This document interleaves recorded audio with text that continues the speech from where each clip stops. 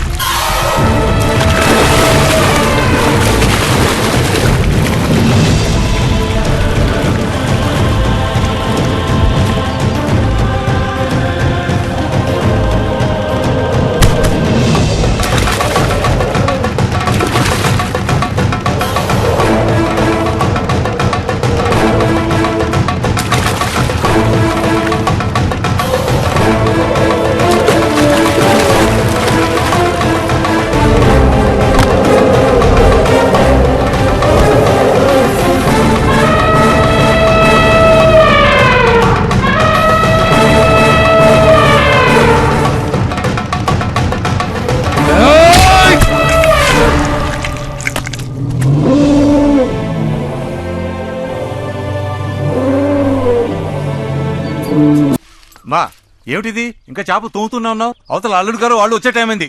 కానివ్వు. ఏ బాబు ఇదిగో చూడు.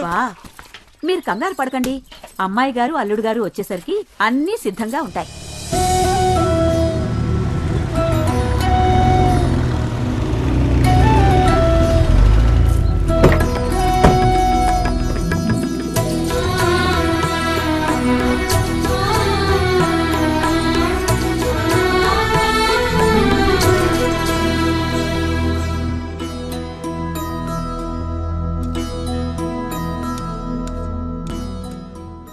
ఏమిటి భూపతి ఆ కథకడం?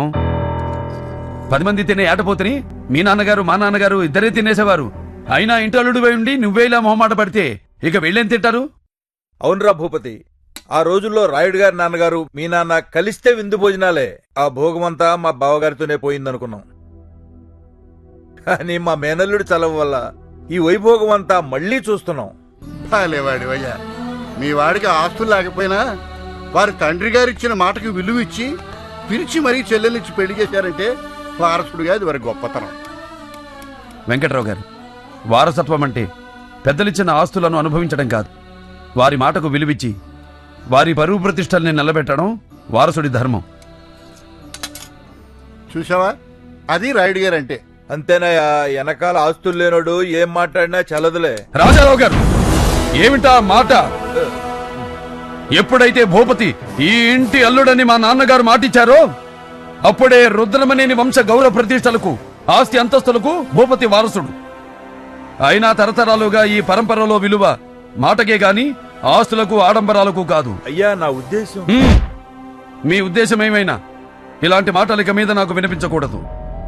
100 సార్లు చెబితే అబద్ధం నిజం కావచ్చేమో కాని 1000 అబద్ధాలైనా ఒక్క రాతను ఏమీ చెయ్యలేవు. శేషయ్య, అయ్యా వకీలును పిలు.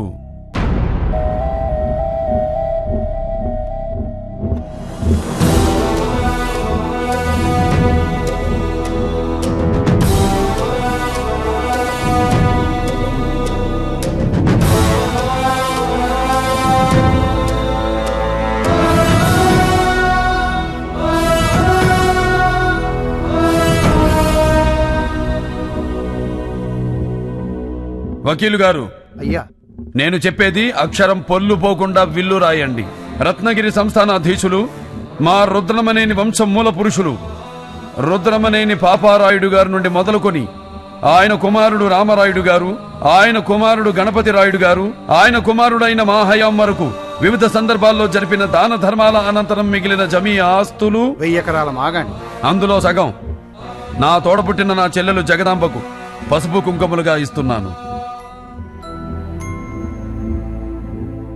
కన్న కూతురికి కూడా ఇలా పంపకం చేసిన వాళ్ళను మేం చూడలేదు రాయుడు గారు. ఇక మిగిలిన దానిలో 100 ఎకరాలు తరతరాలుగా మా వంశానికి ప్రేమాభిమానాలతో విశ్వాసంతో వెలకట్టలేని సేవలు చేస్తున్న మా శేషయ్య కుటుంబానికి. అయ్యా, ఆస్తులు మాకు పంపగా ఏంటయ్యా? లేదు శేషయ్య, మేము మా చెల్లెలకిచ్చి పంపినట్టే రేపు నువ్వు నీ కూతురికిచ్చి పంపాలి. రాయుడు గారు, పండగొచ్చినా పబ్బం వచ్చినా ఊరితో పాటు చుట్టుపక్కల గుళ్ళు గోపురాలు మీ వైపే చూస్తూ ఉంటాయి. మరి ముందు ముందు ఆ వైభవం చూస్తామంటారా?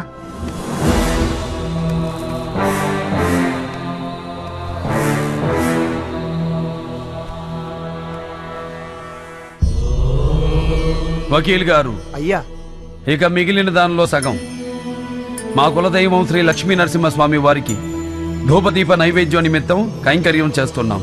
రాయుడు, గంధర్వ మహల్ అంటే దాన ధర్మాలకు మారు పేరు అన్నమాట ఎప్పుడూ నిజం చేశావు. నీ తాతలు, నీ తండ్రి నీ భుజాల మీద మోపిన మీ వంశ ప్రతిష్టను ఆకాశం ఎత్తుకు తీసుకెళ్ళావు కదయ్యా. అవును రాయుడు గారు, వంశపారంపర్యాన్ని దైవ కార్యానికి ధారాతత్వం చెప్తున్నారంటే ఇంతకన్నా ధర్మం చూడలేమండి.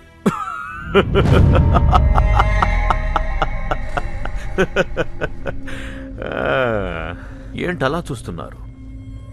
ధర్మం, న్యాయం అని ఏవేవో పెద్ద పెద్ద మాటలు వినపడుతుంటే నవ్వొస్తోంది. కూతురంట, చెల్లంట, చేలో చెరిసగమంట. మరి చేలో ఉన్న వాట ఇంట్లో లేదెందుకో? ఇదా ధర్మం? తోడబుట్టిన తనకు ఈ ఇంట్లో ఉండే హక్కు లేదా? నేను ఏ గుడిసెలో ఉంటే అక్కడే ఉండాలా?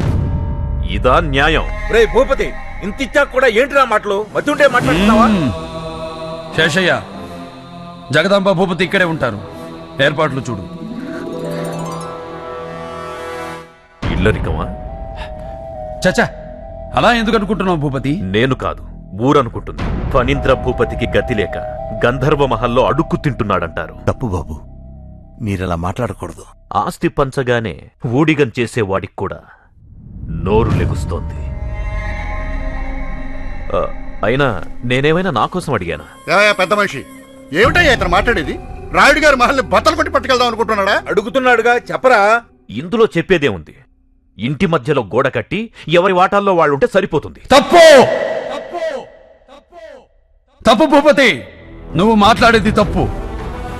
బొంబులు తిరిగిన బ్రిటిష్ వాళ్ళు ఆక్రమించాలని చూసినా వాళ్ళ నీడను కూడా పడనిమని మా పూర్వీకుల పౌరుషానికి, ధైర్యానికి నిలువెత్తు సాక్ష్యం ఈ గంధర్వ మహల్. అలాంటి మహల్ను 2 భాగాలుగా విడగొట్టడం అంటే లేదు. నా కంఠంలో ఊపిరి పోయినా అది జరగదు. శేషయ్య, మనం తోట బంగ్లాకు పెడుతున్నాం. అన్నయ్య, అన్నయ్య, వద్దన్నయ్య, మీరు వెళ్ళొద్దన్నయ్య. మీ అన్నయ్య ఏం చేసినా నీ మంచి కోసమేగా. నీ సుఖం కంటే మాకేం కావాలి?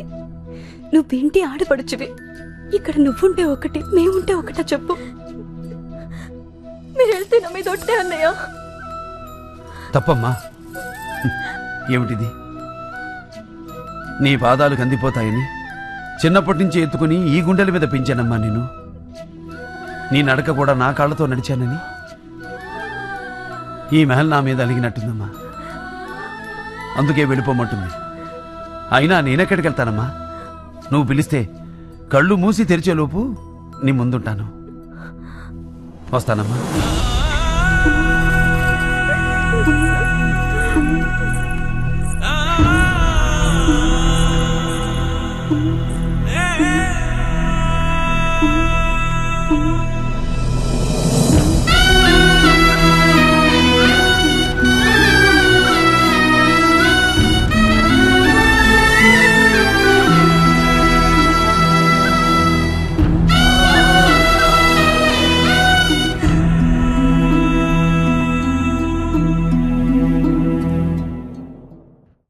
ఇప్పటికి చెప్పింది చాలనారా? ఇంకా వాడికి ఏం చెప్పొద్దు. నాన్నగారి ఆత్మ ఇంట్లో ఉన్న ఎవరికి హాని చేయదని ఊరందరికీ తెలిసిన విషయమేగా. కానీ తాతగారి ఆత్మ తన్ని చిత్తకొట్టిందని బయట చెప్తే అక్క పెళ్లి ఆగిపోతుంది. అందుకే అక్క పెళ్లి అయ్యేంత వరకు వాడు ఇక్కడే ఉండాలి. అప్పుడు డైరెక్ట్ గా పెళ్ళోళ్ళకి చెప్తాడు. నేను చెప్తున్నానుగా, చెప్పడు. అదేలాగా? దానికో దారు. కనీసం ఆయన ఎప్పుడు ఆత్మయ్యాడో, ఎందుకు ఆత్మయ్యాడో అదేనా చెప్పండి. కుదరదు. నోరు మూసుకోమన్నానా? చేస్తాను, పోయలేక.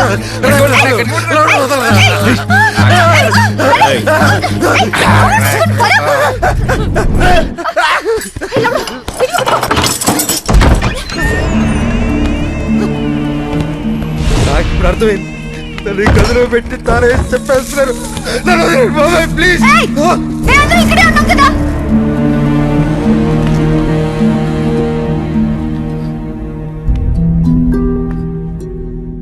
ఈ మహలన్నా ఈ గదన్నా మా నాన్నగారికి చాలా ఇష్టం.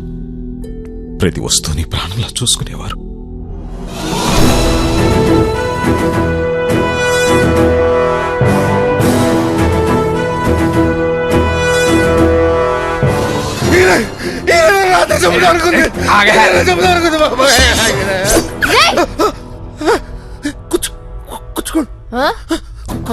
నడురా నడు. ఆయన మీద ప్రమాణం చెయ్యి. ఏంటిది ప్రమాణమా? ఈయన మీద చెయ్యి. ఇదేమైనా న్యాయంగా ఉందండి? ఎవరైనా అమ్మ మీద దేవుడి మీద ఒట్టేయబట్టారు, ఆత్మ మీద ఒట్టేయడం ఏంటంటే? నేను చెప్పింది చెప్పరా. విశాల పెళ్ళయ్యే వరకు విశాల పెళ్ళయ్యే వరకు ఈ ఇంటి కాంపౌండ్ దాటను మగ పెళ్లి వారికి మీరు ఆత్మగా ఉన్నారని నా నోటితో చెప్పను. ఇదే నా ప్రమాణం. చెప్పును. ప్రమాణం. మహల్ మొత్తం మళ్ళీ కలకలలాడుతూ ఉండాలి. ఎలాగో పెళ్లివారు కూడా వస్తున్నారు.